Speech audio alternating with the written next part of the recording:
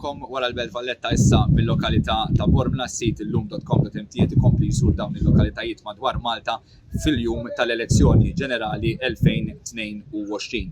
Bormla tagħmel parti mit-tieni distrett elettorali li jinkludi wkoll il-lokalitajiet tal-Birgu, l-Isla, Ħażabbar, St. Peters li hija f'żona Ħażabbar, parti mill-Fkura, il-Kalkara u x-Xajra. Fuq dan id-distrett hawn eliġibbli li jivvutaw 26,079 persuna hekk kif ukoll il-voti mhux miġbura kienu ta' 858.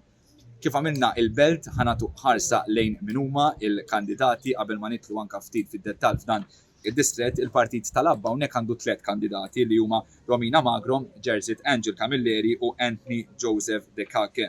U għall-ADPD għandek il-kandidat Mario Kirkop Mallija, skużawni. Bħala kandidat indipendenti joħroġ ukoll Jane Kirkop. Għall-Partit Laburista hawn mhux ħażin ta' kandidati li huma Joseph Mizzi, Byron Camilleri, Christopher Aġus, Clyde Caruana, James Grek, Alison Zarafa Civelli, Amanda Spiteri, Oliver Cicluna, il-Prim Ministru Robert Abela, Carmelo Abela, Mark Grek, Glenn Bettingfield, Edward Kassar Delija.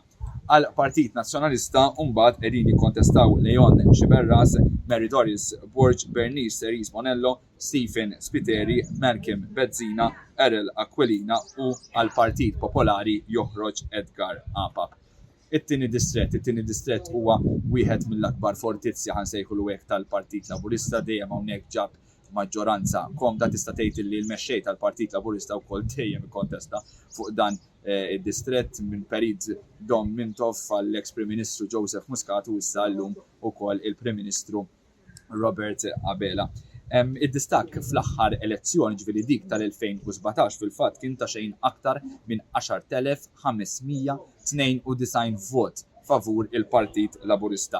Tantu hekk dan id-distakk issarraf f'4 deputati għal Partit Laburista u deputat wieħed biss għal Partit Nazzjonalista.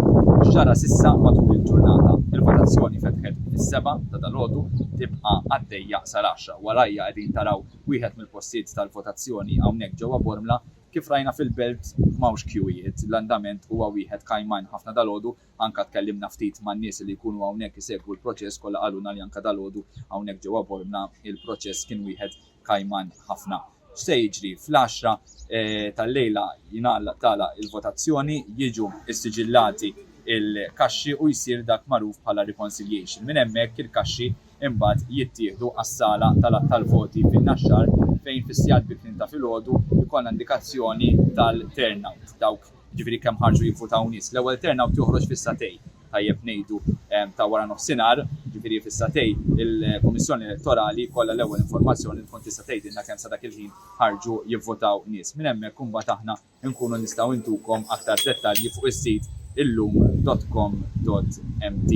Tajjeb ngħidu dak li ġara dalgħodu wkoll il-Prim Ministru Robert Abela ivvota fid-9 ġewwa Witt il-Għajn u l-kap tal-Oppożizzjoni Dr. Bernard Grek ivvota fil-Mosta għal-ħabta tal-10. Minn hawnhekk ħaninżlu issa b'Iżebbuġa ħantukom aktar dettalji minn hemm 5 distrett li huwa distrett interessanti ħafna.